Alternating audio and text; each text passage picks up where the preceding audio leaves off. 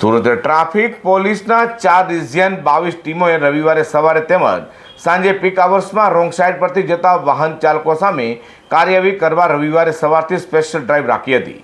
જેમાં એક જ દિવસમાં સાંજ સુધીમાં લાખા શહેરમાં રોંગ સાઇડ પરથી આવતા 1274 વાહન ચાલકો સામે કાર્યવાહી કરવામાં આવી છે। સુરતમાં વાહન અકસ્માત અટકાવવા માટે રોંગ સાઇડ વાહન ચલાવનાર માટે સુરત ટ્રાફિક પોલીસની લાલાંક કરાઈ છે।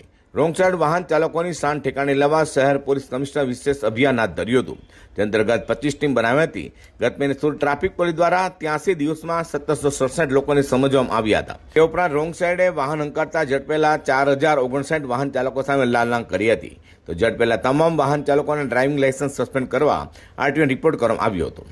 ઉલ્લેખનીય બાબત એ છે કે ટ્રાફિક સિગ્નલના નવા નિયમો કડકાઈથી અમલવારી શરૂ કરવામાં આવી છે। તો કેટલાક વાહન ચાલકો સિગ્નલ ઉપર ઊભા રહી નહીં અને જેથી રોંગ સાઇડથી ઉપરથી નીકળી જાય તેને કારણે ટ્રાફિક સિગ્નલ કડકાઈથી પાલન કરવા ઉપર પોલીસ ભાર ઉપર મૂકી રહી છે।